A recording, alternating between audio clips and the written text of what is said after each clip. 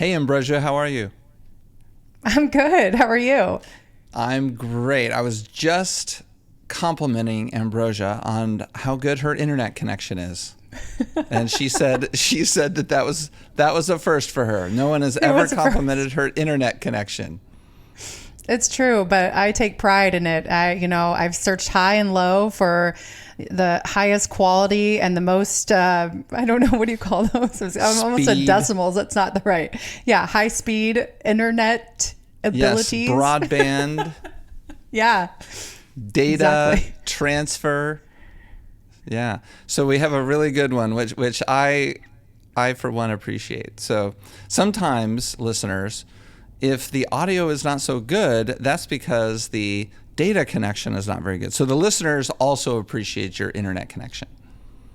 Well, I aim to please. So I'm so glad that we are all in alignment with good connectivity. Yes, we are. For what it's worth. We need it more now than ever. Exactly. For what it's worth, we've also bumped up our internet connection here at the Hair Game Podcast HQ. So we can speak extra fast if we want, and it would all be super clear. Oh, that's exciting. So should I up my speed so people don't have to put the 1.5 speed version when they're listening to the podcast? Maybe. Do you know anyone who does that? I actually am one of those. Yeah, no. I like to increase the speed. And when I'm walking, I find myself actually getting a better workout for it. So if I increase the speed while I'm listening, I get a better workout. And I feel like I'm getting more done because I'm listening to more podcasts. More podcast listening time it helps. You're getting 50% more information going through your brain. Yeah. So are there ever times when you're listening to the podcast and for some reason, because the information is going so fast that it's just not really processing, like you're walking down the street and something happens in front of you, like a car turns, and you get distracted and you're not really listening to the thing? Yeah, then I do the back button. And that does happen. Or sometimes I zone out and I realize I have not really been listening for the last 5 minutes, and then I have to back it up a second. That's me. So that is a thing that happens for sure. I don't know where our brain goes, how we're able to do that, but it's actually kind of impressive. Is it impressive or is it just being weak-minded? I guess it depends on really whether you're listening to something interesting and compelling. If you're listening to something boring, then maybe it is impressive that our brains are able to adjust to something hopefully more productive that it's thinking about. But if you're listening to something productive and your brain is incapable of focusing on it, I call that weak-minded. That's interesting. I feel almost as if it's just us trying to multitask when I know that it's really not the best for our brains, even though we try to do it. And I used to pride myself on multitasking, but I know it's really, you can't fully focus on one specific thing at a time if you're trying to do both.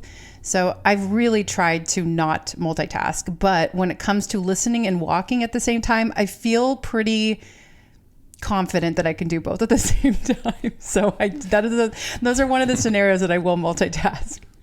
Especially at 1.5x. That's pretty impressive. I need to try that. So the, mental health du jour solution has been meditation, right? Mindfulness, which is just the exercise of actually being able to focus your thoughts on one thing is at will, right? Which is a very difficult thing to do. And we're kind of talking about it right now.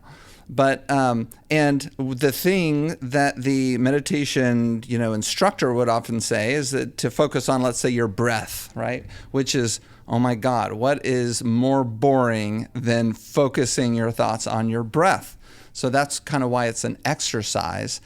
And those people who swear by it can do that. I try it and I keep trying it. And I don't know, maybe I've gotten better, but I know that I have a lot of work ahead of me. I can definitely improve. Yeah, I also have a hard time focusing on my breath. So I feel you there. And that is the soonest way for me to get distracted or start overthinking other things. So I don't think that focusing on my breath, or when I'm instructed to do that, I've had more success when someone helps me focus on something very specific. For instance, I was doing this breathwork exercise with a gal that does Reiki, and she was actually instructing me to picture a tree. And then she said, at the top of the tree, you see something, but you can't quite tell what it is. So you begin to start climbing the tree. And then all of a sudden, it just started to become my story, and it became like a choose your own adventure. And then pretty soon I was like, did I meditate? Was that just meditating? So her at least starting the story for me allowed me to escape everything else outside of me and to go internal and to focus on. And while I was doing that, I was focusing on my breathing, and she was instructing me, like, take a big deep inhale in, and then she was instructing me. But in that process, I was able to escape into my own world, and she inadvertently let me slow down everything of the pace inside of me. So that was pretty cool. I think that is meditation, and I'm sure there's names and stuff that I don't know, but I think that is meditation. And I do this every night when I'm going to sleep. I choose a particular something. Like, before I got married and had kids and did all that stuff, I surfed a lot. And, I'm in Southern California. This is what you do before you get married and have kids. And just when I was trying to go to sleep, instead of thinking about work or thinking about something else that was more like, unpleasant and it was going to keep me up in this anxious state, I would literally think about the feeling of laying on the surfboard. I would think about the feeling of the wave coming behind me, pushing me forward. I think about all those little things, very similar to what your Reiki instructor was telling you to do. It's very interesting. See, maybe you were actually out there, even though you were literally in the waves, but you were like figuratively also in the waves of meditation. So maybe you actually were doing that. 100%. That's cool. 100%. I like that. Okay, so now that we've lost the listeners, maybe they started meditating during our little intro. I'm going to introduce you, Ambrosia. You're a Portland hairdresser and salon co-owner. You're the founder of Successful Stylist Academy, where you help hairstylists increase their income with simple business, marketing, and finance and meditation strategies. Just kidding. I threw in the meditation. And you're an educator for Air Professional and Olivia Garden. Did I get it all? Yeah, you did. I know it sounds like a lot when you say it all in one go, but this is 24 years of like stretched out experience. So hopefully I didn't lose the attention of everyone, but I definitely focus on one thing at a time. I'm not trying to do all of them at the same time. Well, that's one of the things we often talk about on here, because so many of our guests are burning the candle at both ends, or 15 ends. There's so many different things, and you're no different. You're doing all these different things. I think it is very important to say that it's been 24 years, because so often, especially when new people in the beauty industry, they hear a resume like yours and they're like, oh my gosh, how am I ever going to do all that kind of stuff? And then when we kind of talk about your story, it all starts to kind of fall into place chronologically. I've been in this industry too for 24 years. So it feels like a really long time. But why don't we start with your story? Where are you from and how did you get into this business?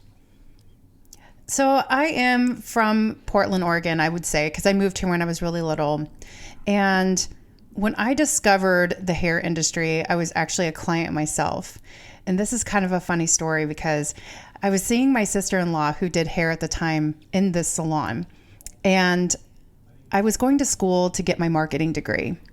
I wasn't really sure what I wanted to do with it. I just felt like it was a really fail-safe degree that I could apply to pretty much anything.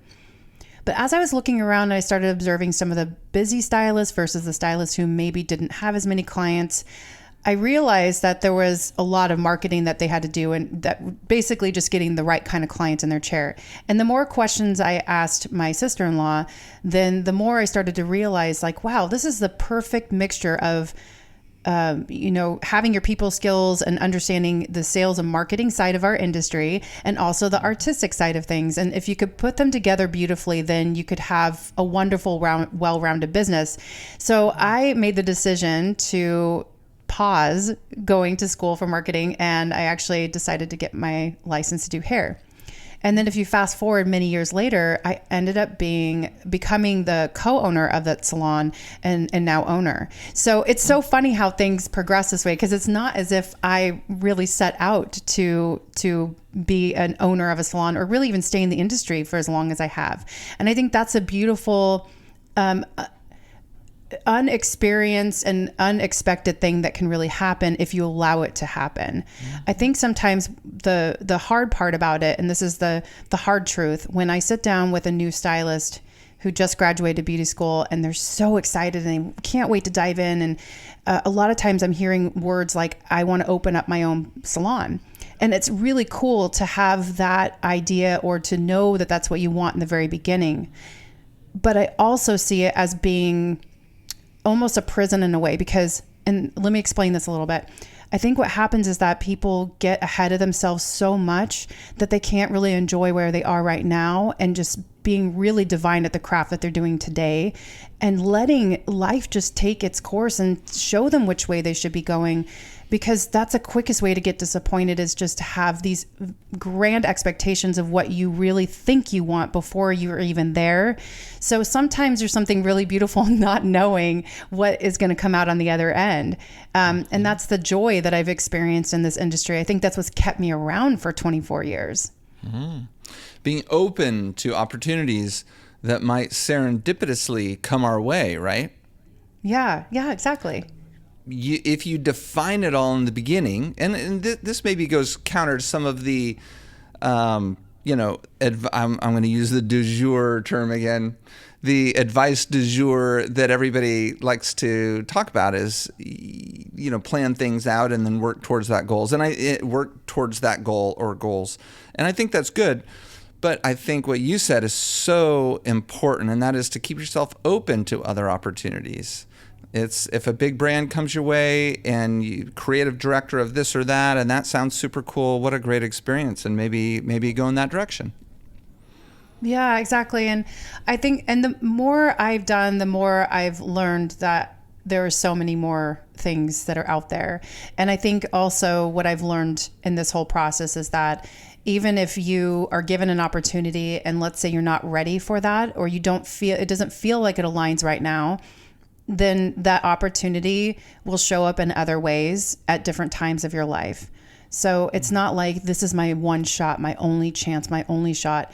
And I think it sometimes can feel that way. And so we want to gobble up all the opportunities that come, but it's okay to pause on that, or just to say, not right now. And I think we also have to think about that too when we're serving clients. If I'm talking to the hairstylist behind the chair, sometimes if a client says, no, it's just not right now. It's not a definitive no forever. And if you maneuver that way a little bit more, then I really do think organically the right people will align with you. The right opportunities will present itself, and more than one opportunity. It will just keep coming. And that's the part that I really want to drive home, is you don't have to have it all right now, and having it all, it could change, like what your all means. So I used to work behind 5 chairs with 3 assistants. That's insanity. I would never do that again. But I did it before because I had to do it in order to realize what was important to me and to make a change. So that's all I'm saying, is try out things, but don't think it has to be that way forever. There are other ways of growing besides just growing behind the chair. Reminds me of one of my favorite songs by Billy Joel.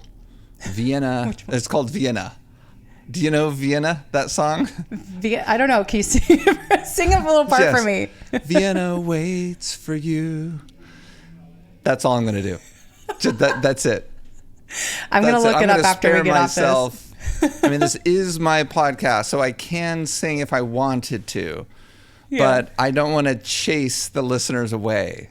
So I mentioned that song because it's Billy Joel is talking about, I think he was talking about his mom or his dad or something, or somebody he knows well. And they were go through their entire life, so worried that they weren't going to, they weren't going to achieve their goals.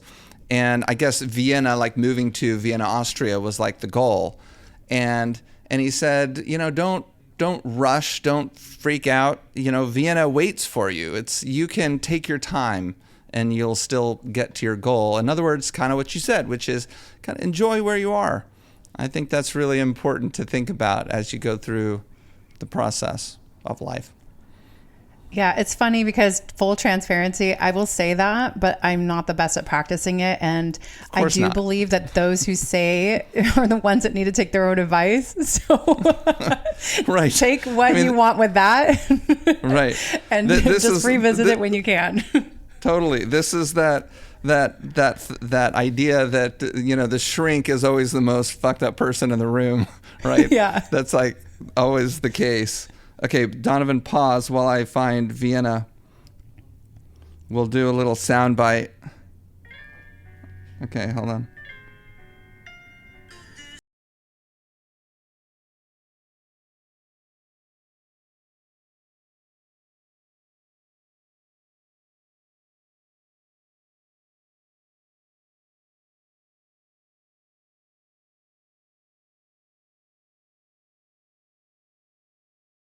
Oh, I remember this song. Yes. Thank you for playing that, because that was going to drive me nuts. But now I'm going to have to listen to all the words in it, because sometimes I like the tune more than the actual words. So now I'm going to have to pay attention to that. Mm-hmm. What's very interesting is when I like a song, I'm almost 100% liking the song because of the melody and the tune. And I most of the case don't even listen to the words. And my daughter, who's now 12 years old, I sing to her at night when I put her to bed, and we listen to music, of course. And she's almost the opposite. She's more focused on the words. And so I would be singing her songs as she was growing up. And there are some songs where she's like, no, Daddy, I don't want to hear that song because that song's sad. And I'm like, oh, really? What's it about? And here I am singing it. I just never paid attention that it was about some lady who lost her love or something, Anyway, yeah. Isn't That's that funny? funny. But Vienna is one of those songs where she actually asked me what it was about. And so I looked it up, and that's what it was about. So it was a nice little lesson for her as a young lady growing up. Okay, so thank you for the story. Very interesting. And yeah, sorry for calling you a co-owner. You're now the owner, you said, which is super cool. Tell us about the salon. How many hairstylists do you have in there? Let's see, 12 of us total, and we're hybrid. So, okay. and we're in a really cool position where, so my business partner, I still call her my business partner. And so what's really cool is that we both have very different strengths and weaknesses. And fortunately for us, our strengths and weaknesses are opposite. So it really was kind of like this perfect puzzle piece that came in at the perfect time. Yeah, very complimentary. And, she's still involved in the salon. She still is an active manager. She still has a lot, she just is amazing support. And that's the thing, is that when I was first looking into, I guess, quote unquote ownership, I had a very specific way of what I thought it was supposed to look like in my mind. And I think what's really cool is to actually not go the way that you think, be with people who kind of challenge you in different ways, and it will actually present different opportunities. So kind of like going in the same route of what I was saying before about not closing off opportunities and knowing that other opportunities will come your way. The same thing could be said for ownership. And I'm not saying having a business partner is wonderful. There's a lot of challenges involved with that too. But what I'm saying is surround yourself with a team who might do things a little differently than you, so you can learn and develop and adapt and grow with them. And that's what's been so beautiful about this partnership that I've had with her. I think it's important to pressure test yourself or your ideas with other people's ideas in order to find the best idea. Because oftentimes, like you said, some of the things that some of the ideas that we have about our business, maybe those aren't, we like them for some reason. But maybe they're not the best ideas. Maybe some ideas can be adjusted a little bit to make them better. And it's nice to have people help us pressure test those. Most people don't like to be tested by other people and ideas, because then that's like a challenge. It's like an affront to us, and we don't want to be confronted with other things, having to prove ourselves. But if you think about it objectively, you're going to find opportunities or ideas that are going to be good, better. And that's how you make the best business you can. It just requires letting go a little bit sometimes to your pride. Yeah, the pride can be a fun little dangling carrot that likes to show up in the most inopportune times. But I find it really interesting because I feel like the things that have challenged me or have presented themselves in front of me as a challenge, and even if I didn't like the process while it was happening, or if I was confronted with something that I was just like, this is taking too long, I'm frustrated, I want to be done with this. In the other end, in retrospect, if I look back at any one of those opportunities that happened, it forced me to sit down and evaluate things through different eyes, and it gave me different perspective. And for that's a reason why I'm really grateful for it, because I learned something about myself. So that's what's interesting about doing business with other types of people, is that maybe in the process of it might not be the prettiest, but it's also the way that I've been able to grow internally the most, or I've been able to communicate better, or I've learned something from it. So as long as I'm learning something from it, then it's been an interesting process, because I do accept challenges more, and I do like to be challenged. And I've realized that I don't want to have a glass ceiling ever, and I don't want to know it all. And I would like to continue to keep learning and developing and growing. As long as I do, then I'm going to be interested in staying involved in whatever it is that I'm doing. So that's it kind of feeds back to what I was saying before. 24 years feels like nothing, because I feel like I have a lot more I can do in this industry. I feel like I can continue to learn. And that's what's so special about this. It's not just the digital space, but it's like everything. We're all evolving within this industry. And I think the thing that fascinates me the most is that it's an industry that has such remarkable high turnover, and yet we still find ways of being able to develop and grow. Mm-hmm. Absolutely. I mean, that's the humility of a good leader, those things that you were talking about. A good leader, a great leader is a humble person who recognizes that they don't know everything. And they go out and they look around them and they solicit feedback and then take all that information and figure out the best path forward from all that information. I think a lot of people just assume that a great leader is someone who has all the answers. And that's pretty much never the case. Never the case. Yeah. A great leader is somebody with the humility to go out and test ideas, his or her idea with everybody else's idea, and pick the best one, regardless of whose idea or from where that idea came from. So yeah, I love that. That's awesomeness. So talk about Successful Stylist Academy. When did you start that? Yeah, Successful Stylist Academy was my answer to the pandemic. So I was actually on the road going to salons as an indie educator almost every weekend for a whole year. And when I got the P&L back at the end of the year, I was like, wow, that was a lot of work for very little reward. So and as much as I enjoyed it, it was also a very stressful time. I found myself wanting to visit with people, but stressed that I had to make it to the airport to get to my flight back in time. And then the turnover was so quick. I had clients the very next day. So that experimentation led me to wanting to create a way for digital and in person. So that's kind of the next step. The next tier is being able to have the digital come to life in an in-person way. So when I was doing indie education, I was teaching a class called Six Figure Stylist, which that is a word that's been used quite a bit in our industry. A lot of stylists are trying to figure out ways to find better balance, working less days, still making a lot of money. And there's not a lot of secrets there.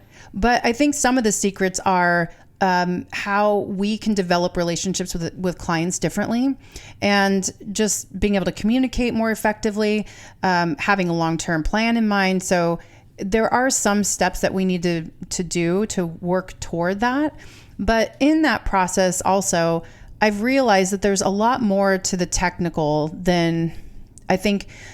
There's been so much elevated in the world of technical in our industry that we almost lost sight a bit. I think of some of the other things that I feel are very important pillars to focus on in order to have a long-lasting business. And I do also see the digital space, the way that it's grown. We're attracted to things that are a little bit more flashy. We're focusing on things that are like viral and things that might be controversial even, or things that might make our social grow, rather than asking, how is it that I can run a more efficient business, more sustainable business, something that lasts a little bit longer. And those provide more opportunities in order to actually make more money and to have a long-term business. Well, the first thing is entertainment, and the second thing is learning, right? Yeah. So they don't confuse them. I mean, go scrolling Instagram or TikTok and, looking at kind of, shocking hair or, avant-garde things or things that you've never seen before, or kind of those fun videos where somebody in some unknown country is doing something really weird, like filling the floor of the salon in water or so that's entertainment. Yeah, and there's a value to that, certainly, but what you're talking about is actual education and learning things that you can employ in your business behind the chair to improve your career, and those things are super important. And I think we all know what the big ones are. I mean, I think I listed a couple, and I just took it straight from your website. I think I did. In my intro, I think I said, helping hairstylists increase their income with simple business, marketing, and finance strategies. So why don't we just talk about some of those things to get an idea of, what your philosophies are when it comes to these topics. Let's start with marketing. I mean, what do you like to teach with marketing? I'll just leave it there. What do you like to teach with marketing right now? Yeah. So kind of going back into the question that you asked before this about Successful Stylist Academy, pandemic happened. We all know that. I decided to focus on building out Successful Stylist Academy to help stylists really work through the internal process of figuring out what their ideal client is. A lot of times what happens is that stylists want to focus on the thing that they're attracted to the most. So that might be balayage or lived-in blondes, or they want to specialize. So they're talking about niching down or niching down, whichever you prefer. And that's fine. But I think one of the things that gets forgotten is that there's a certain type of person that you might be attracting inadvertently without even realizing it. So to ask yourself a little bit deeper, who is this person? Where are they hanging out with? What are their long-term goals? What attracts them the most? How do I keep them as a long-lasting client? Those types of things is what builds that sustainable business. So if we go into marketing, like figuring out the strategy around how you would market your business, it's figuring out where are your top tier people hanging out and how can you attract more people who are like them? And that's where that comes down to. So it can change. It could vary depending on whether you're solo owner or independent, or if you're running a business and you're wanting to bring clients into that type of culture, but it goes into that. So understanding your culture and your core values. A lot of times people don't think about things like that because they will automatically say, well, I see every type of client, or I'm just focusing on this type of hair. But the hair belongs to a person, and that person is someone who's you're attracting.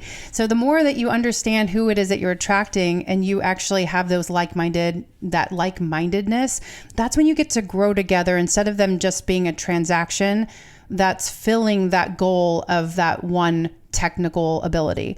So the technical side gets to be attached to it, but the part that's attached to it goes a little bit deeper. When I'm talking to people about marketing, I really want them to think about, how is it that they want to grow with this person? Who are they internally? How can they be? It's like an extension of your friendship group. So that's the reason why it became important for me, because I think that's not something that we learn in school. But if we go a little bit deeper than that, it's really just like our upbringing. Most people that get into our industry were coming from a lower income class. And not to say that that's a bad thing, but what it is that we haven't grown and developed these skills that we need in order to have a long, sustainable business. A lot of people also say in our industry, like, oh, I've got ADD or ADHD. I'm kind of in a place where I'm like, show me someone who doesn't have that, because I feel like we could all check a portion of those boxes. We can be on the spectrum somewhere in there. And that's also what makes us be so lovely with people. And that's why we like being around people. That's why we also are really good at doing those tactile, because we kind of have to micromanage, or we have to do both of them. We have to be able to micromanage the client a little bit, but also the technical side, because we're doing both of those at the same time. So that also means that we have to, what were we talking about before? We were talking about being able to multitask. So you are multitasking behind the chair anyway. So if we go deeper, instead of going wider or growing upward, going internal, that's the part about the person that I really like to understand. And once you can uncover all those things, finding out your perfect client, your perfect message, the extension of you, what is your story, and what makes you unique, then you can create a strategy around that. And that's how your business gets to grow beyond you. So long-term strategy, that's why I wanted to focus on also financial. Long-term strategy, you want to eventually have an exit strategy. And the only way you can replace yourself and have an exit strategy is working backward from the steps, from the long-term goal, working backward from there. So hopefully that kind of explains it in a nutshell. It's hard to kind of like go into the wideness of it, because it can vary from person to person. But totally. I'm sure, as you understand, when it comes to the world of marketing, it's not just getting on Instagram or TikTok. That's a form of marketing. But your message is, I want it to be consistent and clear. And I think that's the part that's being missed right now. And that's a reason why education and entertainment are being jumbled a little bit, because people are focusing on teaching a technique when maybe that technique would only apply to a specific type of client, and it might not be relevant to you and your business and what's going to help you generate more income. So I just want to make sure that those who are spending time on social media, whether they're posting or they're absorbing, I just want to make sure that there's a little more intention that's put into it. And the more you understand your marketing message, then the easier it is for you to be efficient in the time that you're using. So for the benefit of the listeners, would you mind giving us some detail around what you do for yourself behind the chair as an example? Yes. Okay. So my ideal client, so a lot of my clients have been coming to me for like 20 or more years, but I no longer see new clients because I work part-time behind the chair. But what's interesting is that I like to serve clients who are also entrepreneurs. So most people that are in my chair, they run their own business. And what's really cool is that when I discovered that that was a type of client that I really wanted to serve, then the communication, the conversations, and just the learning that started to happen behind the chair really started to change. I learned how to be a better leader, how to be a better listener, how to be a better educator, how to be a better business through my clients. And they're paying me to get their hair done. So it's really amazing. Cool because, it's been great. And I'm constantly inspired because every time, and I've got clients who are financial experts now. I've learned how to manage my finances better through my clients. So it really is a way that you can continue to learn, grow, develop, and kind of choose your own adventure. Like we were talking about in the very beginning, you get to choose your own adventure through those clients. So that's utterly fascinating. I'm not sure in 370 episodes, we've really broached the topic of how to mine your clients for your own education and information. I love that. Yeah. So the way that I did market toward those clients have been mostly word of mouth. Word of mouth is still going to be a lot more powerful than using any other tool, I would say, because like attract likes, and this is all stuff that we know, but I think it's the way in which that we market to those clients. One of the things that gets in the way that I talk to most people is that I don't know how to ask, or I get embarrassed, or they think that I'm busy. And those are okay. And those are all easy objectives to find yourself around. And really it's just coming up with like a minor script. People don't usually like having scripts, but when I think of scripts, I think of like, what is the highest productive way that you can get your message across in the shortest amount of time? And so a script might be something like, Donna, I love hanging out with you. Every time I see you and I see that you're on my books, I get so excited to see you. And if you have any friends that are like identical to you, please send them my way because I only want to see more Donnas. So it's just like something that's short and sweet. Pay it forward by giving them a really nice compliment. And if you have a business card, great. If you don't use a business card, then ask him to send your Instagram or whatever. However you like to use that funneling of that traffic, but just doing it in a way that is methodical and works well for you. So you don't have to come up with all these fancy tricks and tips and, that stuff is for us to enjoy. And it's okay to do that too. But to get the right kind of clients in your chair, just crafting the perfect type of message for your type of client, you have to get a little deeper to figure out what that kind of client is.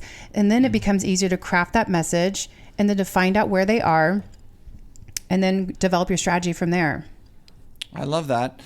You're at a different point in your career now. You don't take new clients, but when you were building, did you do the referral fee or a credit or something like that?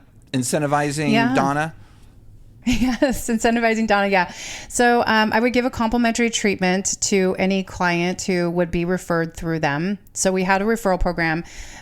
We also do points. So we have in-house points.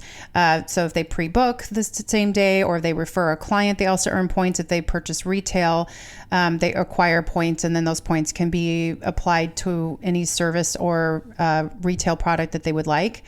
And it's funny because some clients really love that and they like to save up their points. And we do have a front desk that manages all that.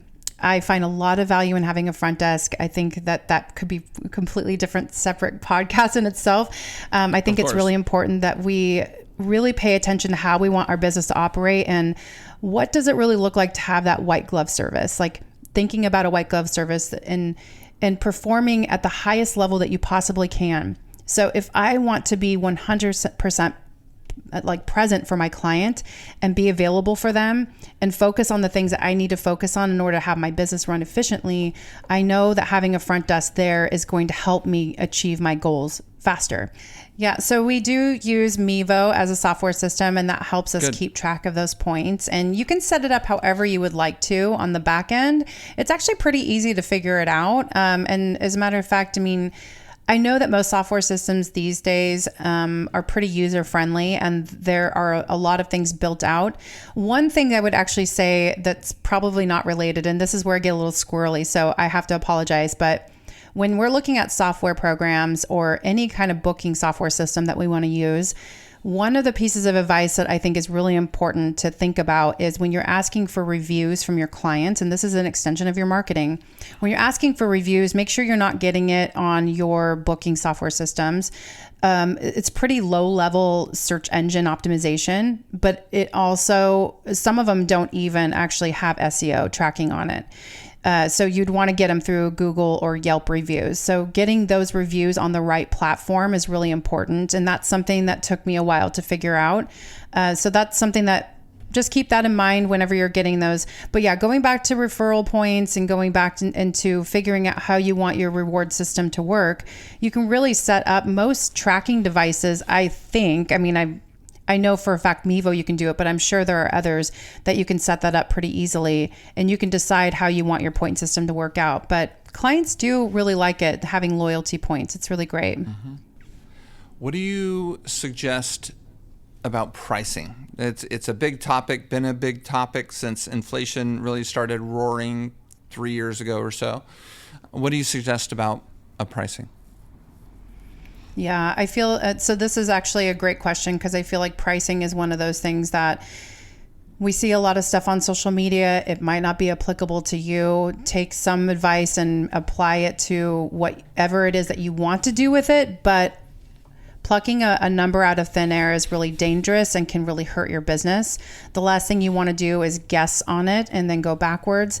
One of the things that I see happening that's been going on for probably centuries before I even became a hairstylist, and I'm sure long after I exit this industry, one of the biggest things I see happening is that there is a little bit of like a favoritism or a tiered level strategy with clients where the longer a client stays with you, then there's not a price increase that happens with some of those clients. And so then you can get variation, and that causes a lot of disruption in the business.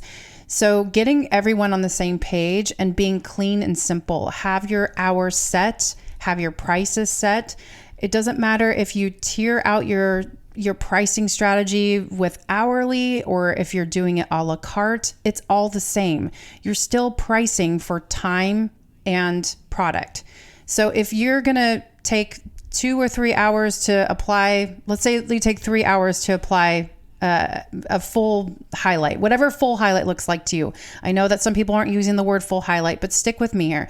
If you're doing a full service highlight and you're taking 3 hours, how much is your time value on that, plus the amount of products that you're going to be using on average for that person, and then figure out the cost per bowl. So some people will use Salon scale, for instance, to figure that out.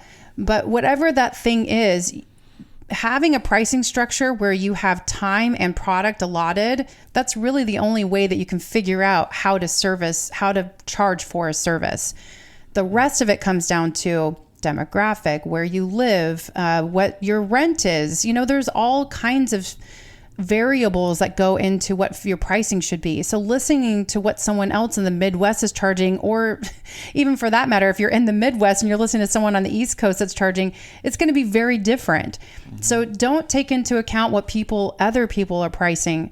Do your due diligence and your homework to figure out what it is that you should be pricing at the level that you are. Because keep in mind that 100% of zero is still zero. You want to make sure that you're not pricing yourself out, but you don't want to be discounting people either. So if you're looking at your full clientele right now, and we're going to use Donna, poor Donna. If Donna has been with you if Donna's been with you for 20 years, you're not doing yourself or her any justice by charging $30 less for Donna than you are for Lindsay. Like, you got to get everyone on the same page. Pretend that Donna and Lindsay went out to lunch together and they found out that you were charging Donna less than you were Lindsay. That's not fair for either one of them. So just make it clean, make it simple, have your business structure simplified. Don't have such an elaborate menu. You can always do like an underground menu, or you can do a seasonal menu, or you can do something for fun, but make your menu small, simple, easy to understand, and figuring out your timing and how much product you're using per service. And then decide from there if you want to charge hourly or a la carte, but stop listening to what other people are charging and start finding out where your clientele, your retention is. How many clients are you seeing on average? How many clients are pre-booking with you? What are you paying? What is your rent, or what is your cost of living expenses in your area? Your product cost is going to be associated with whatever you're pricing out. And then look at the average median. You can look up average income median in your area. So you can search by zip code. That will also give you an idea. And then do a little bit of competitive market analysis. You can just go through different websites, see what people are charging in your area, and kind of compare that out too. So there are some variables to consider, but do a little bit of homework on your end and you just might be surprised. And don't listen to what other people are doing, please. That's the fastest way to let your business get taken from under you. Yeah. And it's kind of a lazy way to do it.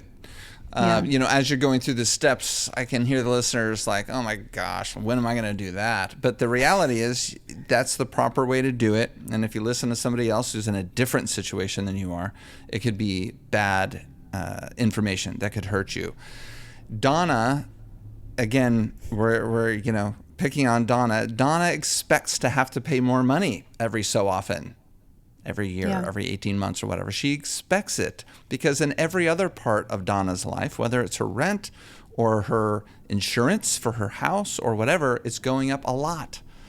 I read something the other day that identified certain items that are everyday items that have gone up significantly in price in the last couple of years. And one of them was deodorant. And I haven't noticed, maybe because my wife buys the deodorant for the house and I just use whatever she brings in. But pre-COVID, late 2019, the average deodorant stick was like $3.75. The average deodorant stick now is $7. And that's taking kind of an average across all the deodorant sticks out there at Target or whatever, a normal place. This isn't like Whole Foods. There's no essential oils here. This is like the normal stuff. And that is such a good example of how much certain things have increased in price. Normal insurance costs have gone absolutely bonkers. And these aren't the things that just businesses have to do, but things like car insurance. I'm sure most of the people listening here are probably driving in their car right now, and you've noticed your car insurance costs have gone through the roof. This is just kind of the way it goes. So Donna expects to have to pay more for her services. So don't keep her at $30 for the last 40 years that you've been doing her services. Yeah. And so I think there's also I want to, maybe poke at the bubble a little bit too, because a lot of times we associate our time with being the highest indicator on what we're going to be charging people. But the reason why I'm talking about cost of products too, and even just the outcome of what you're giving to your clients, that all needs to be considered when you're pricing, because someone like Donna, we're going to just keep talking about Donna for crying out loud. But Donna is somebody who also has, she is now like the CEO of a company, let's say. And when we first started seeing one another 20 years ago, she was working for someone else. Her time is incredibly valuable. Mm-hmm. She's been doing very well, Donna. Donna's been doing very well, yes. Donna's and when we're talking about, when we're talking about, your target market and who it is that you're marketing to, most of the clients that are coming to see me, time is so much more valuable than money. And so they want to get back to their daily lives. They want to get back to the things that take up that time for them, so they can spend their time doing something that they want to do or they need to do. So I want you to think about this while you're listening too. When you're charging something for a client, what is the value on their time, and what seems valuable to them?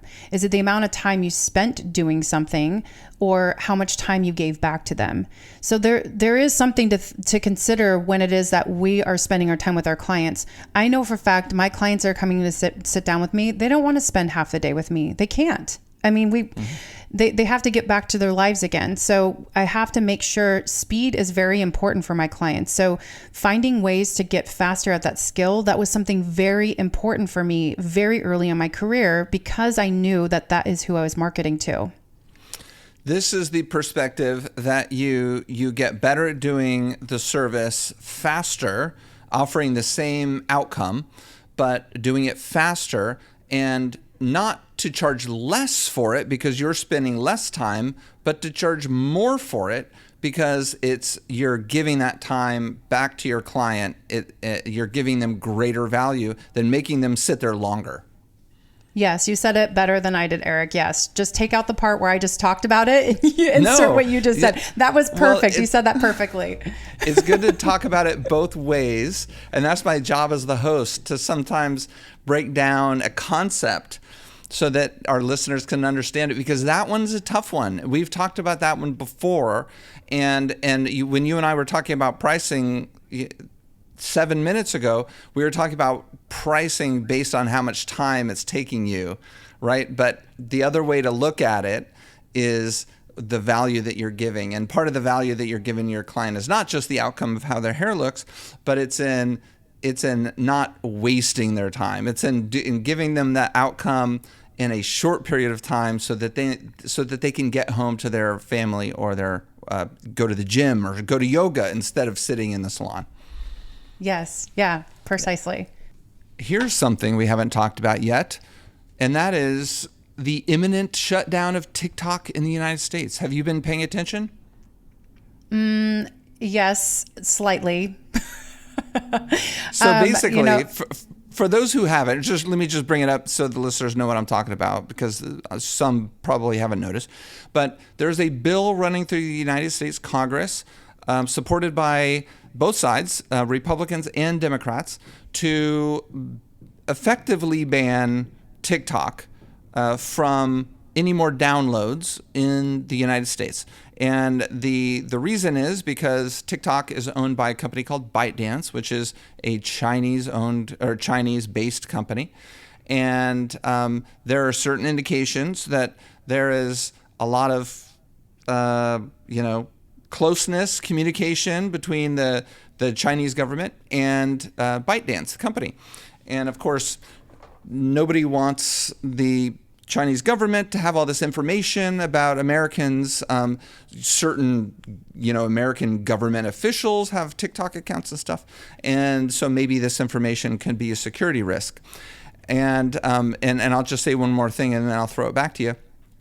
At first, I was like, well, that doesn't really seem right. But there was something I read a couple weeks ago, and the writer of this story said that for decades and decades and decades, it's been a U.S. government law that prohibits foreign governments from owning TV stations and radio stations in the United States.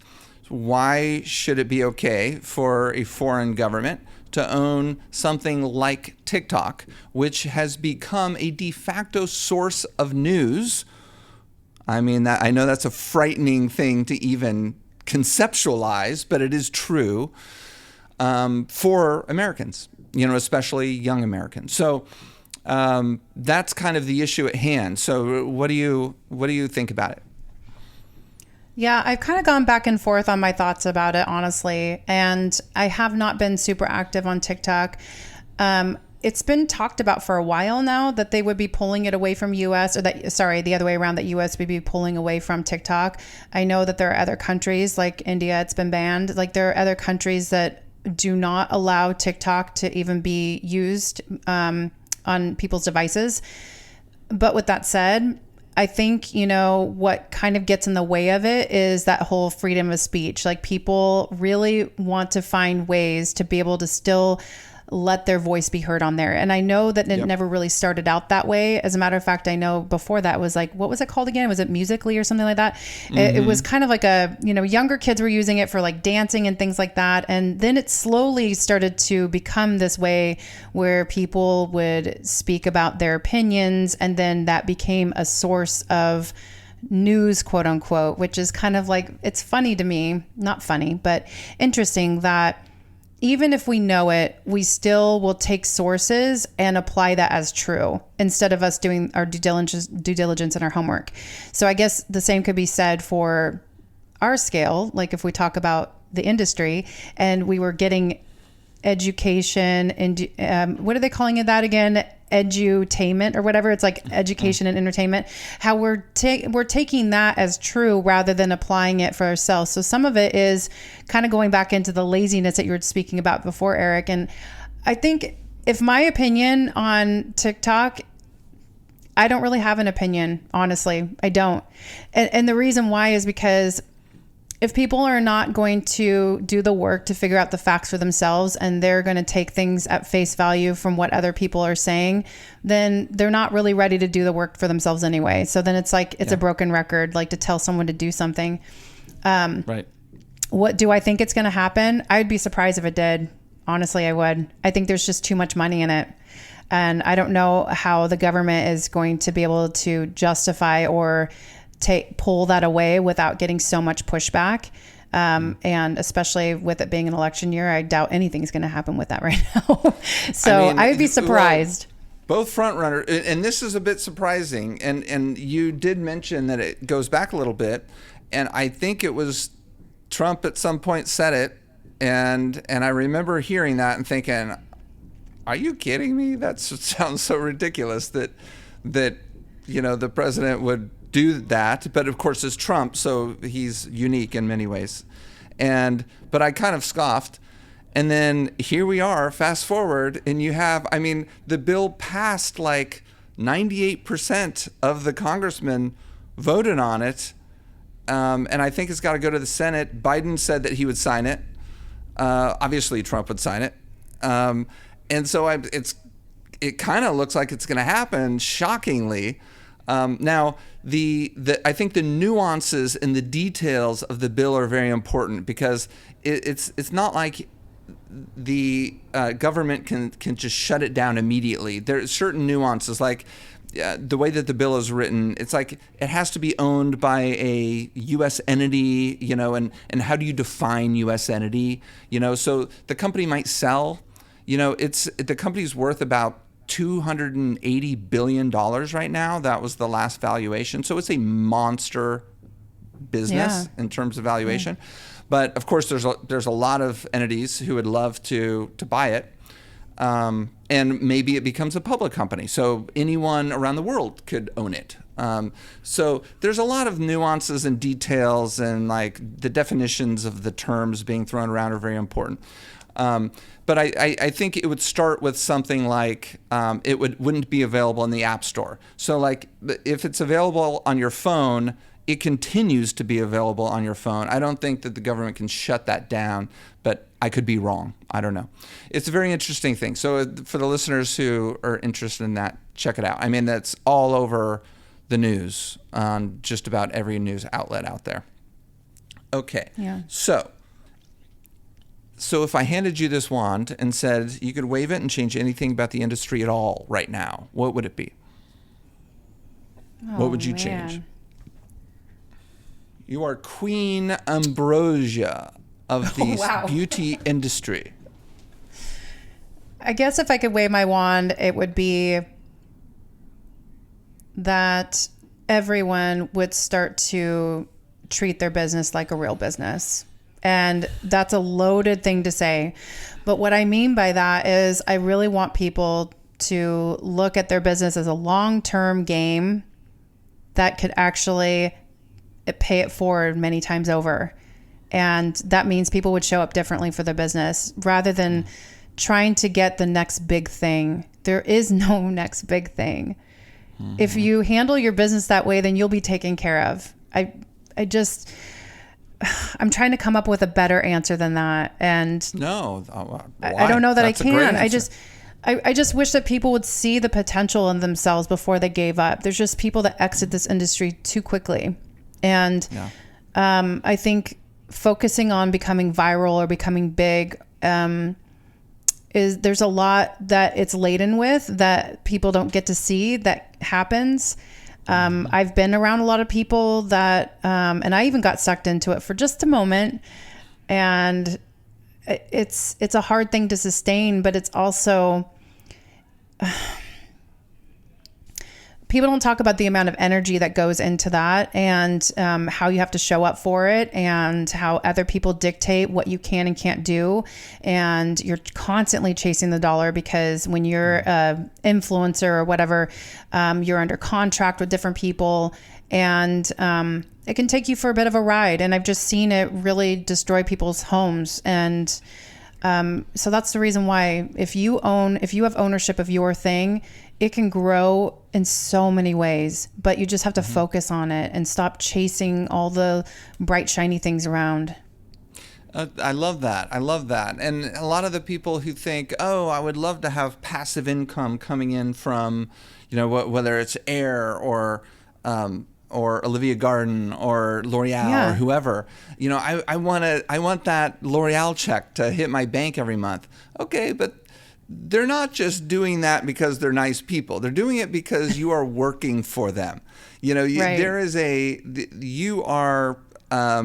an indentured element to that relationship. And if you don't do those things that they want you to do, that check is not going to come anymore. And I know that comment that you had is really good. And I've seen it as well. A lot of people, they don't like to live with L'Oreal kind of hawking over them, like you didn't do all your posts this month, or that one post they didn't like. And we're like, well, that's my personality. Well, we don't like it, and you're a representative for us, so you have to take it down. So, you're selling a little bit of your freedom for sure. Yeah, exactly. And so if you find ways to make it work for you, though, that's where the sweet spot is. And there are ways that you can work with businesses that still serve your growth strategy for whatever you're needing from, your own business, and you guys can support one another. So I guess an example would be Olivia Garden. Being a content creator, I get to test some of their products before they launch. And seeing the process of that too is really fascinating. And it's so smart on their part because I stay so loyal and faithful to them because I love being a part of that process.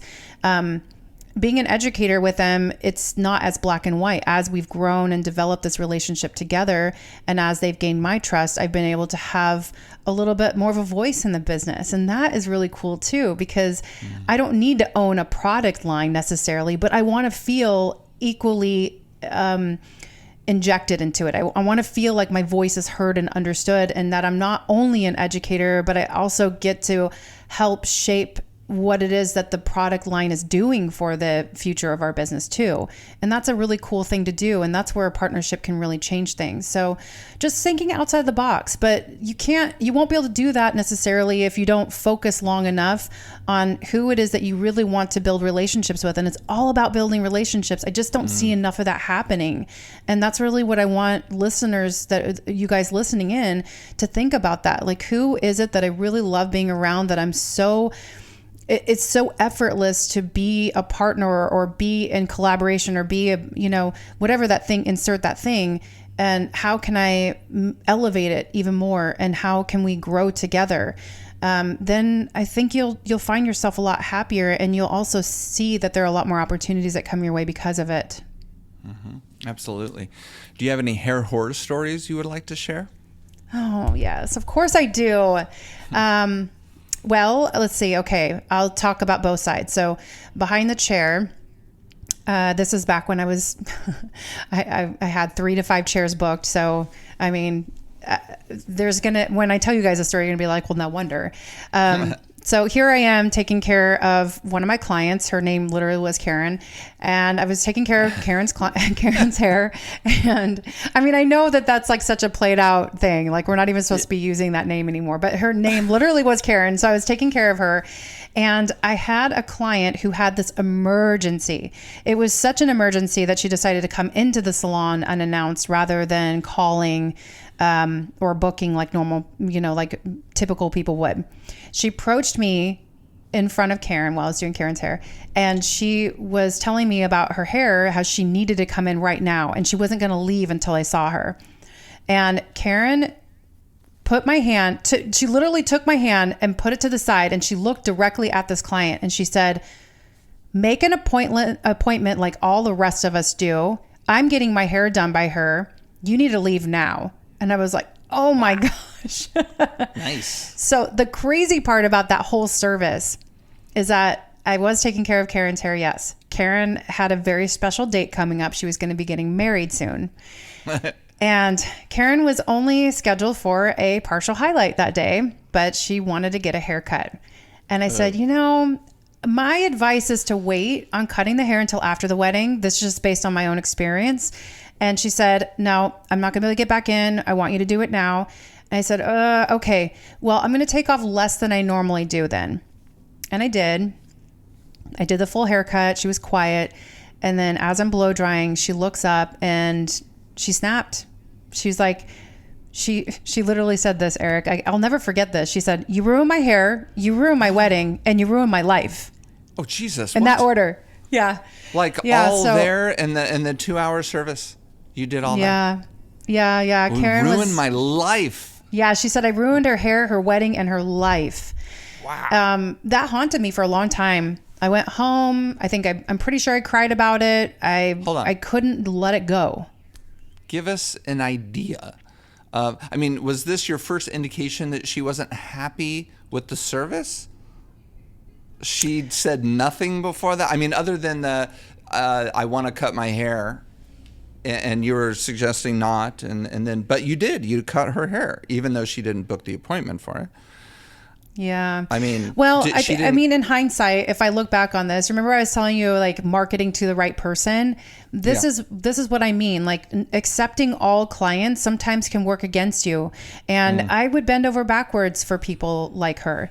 And, I learned a lot through this experience. So even though it was a negative experience, and it's something I'll never forget how she said that to me, and I replayed it over and over, of course, fully reimbursed her, apologized profusely, even offered to go to her wedding and style her hair for her on her big day because I felt so bad. But this is a perfect example, and this is something that we do. And if you play into people pleasing and the psychology associated with it and wanting everyone to like you, that's not where the guts of your business is going to come from, and it's working against you and it's not serving you. So even though, yes, I bent over backwards for her, I learned a lot through that process, and I did lose her as a client, but it was also such a wonderful opportunity. I learned a lot through that. And I now can see when there are certain clients that I'm just like, we're not syncing up. We're not a good fit for each other. And it's okay for me to say that to them, because the great news is that I've got a lot of other people that I could refer that person to. And it's not that they're a bad person. It's just that we're not a good fit. Right. So in hindsight, I should have stood my ground and said, you know, unfortunately, we won't have time to do a haircut today, but fortunately, we can finish your highlight and it's going to look amazing for your wedding. And I would love to take care of your haircut after the wedding. And that's it. Just leaving it at that. Just sticking to what it is that we were planning for. But I think the other indication is she was very tense. And the reason why I was telling you as part of the story, when this client approached and had a hair emergency and Karen stopped me and she looked at them and kind of barked at her, I think there was something going on with her.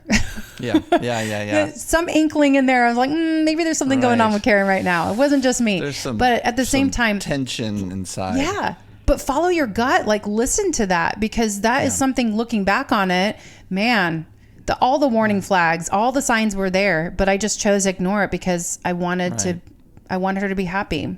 Yeah. So I'm curious about the details of her no longer coming back to you and being a client. What did she accept your offer of going to her wedding and helping with the hair on wedding day? No, she actually declined that. She did accept the refund. And I never saw her again. It was very clean after that. You know, she never even tried to rebook.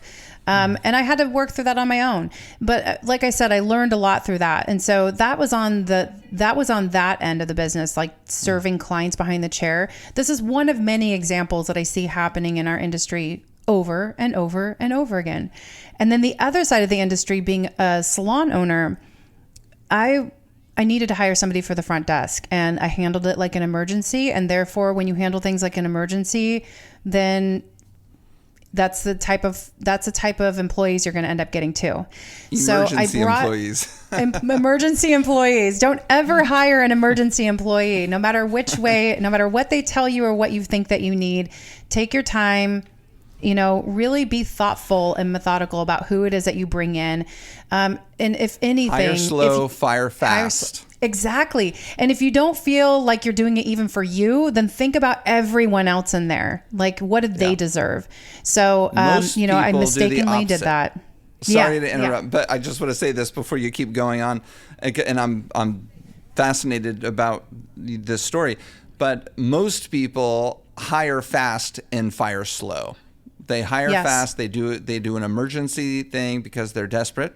And hiring somebody takes a tremendous amount of time, and it's annoying. And all that time that you're spending interviewing people, that's time that position may not have a human in it doing it. So there's a rush. And then let's say you hire this emergency employee, and, you know, after 3 weeks, you're like, oh my gosh, they said that they knew how to do X, Y, Z, but they clearly don't. And I don't have time to train them. Or let's say they had a little bit of a Karen. I apologize to all Karen listeners, but I'm just going off the example that Ambrosia said with her client.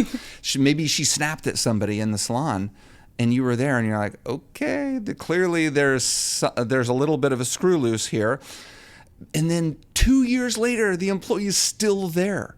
You know, this is what employers tend to do, is they tend to take too long to work somebody out and get somebody better in. Yeah, okay, absolutely. Sorry. No, don't be at all. No, this is a shorter story. So I hired this gal right out the gate. I was like, I need somebody for the front desk. She used to be a hairstylist and she just moved to Portland. And I said, right now we're really needing somebody for the front desk. Is that something that you might be interested in? Emphatic, yes. So excited. Yes, absolutely. I would love to do that.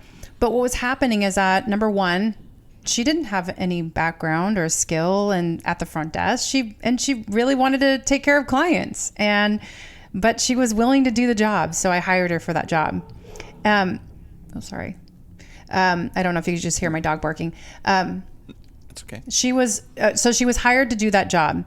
The next thing that happened is she was undermining some of the recommendations that were happening with some of the stylists and saying, oh, no, not that product. You should use this one instead. And she was putting the commission under her name rather than under the stylist name. I know. It was such a nightmare. I mean, fortunately, it didn't take long to figure that out. And so I had one talk with her privately, and then there was a second. And then I told her by the third one, it's going to be a different conversation. And so fortunately, I didn't keep her around for very long. But unfortunately, there was a little bit of this trust factor that kind of got diminished after that. So when it came to doing interviews with the next front desk member, I think some of the stylists were on edge about it and they were uncomfortable. And I was also nervous because I was like, I can't have a 2 for 2 here. So the hiring process did become longer, and now we've got a pretty extensive 3-step process when we're doing our hiring now because of it. So again, even though it was a negative experience, I did learn a lot from it, and fortunately, it didn't piss off enough people, stylists, that they ended up leaving, and the repair wasn't too hard to do, but I did learn the hard way not to hire the first able body to be able to take that position. The first human to come your way. Yeah. Well, thank you. I love the dual hair horror stories from both sides, and we asked that question because it's a learning experience, and so both of those are. So thank you for that. Any last words for the community? I think it's really important that if you are looking for advice from anybody, to make sure that they have been where you want to be.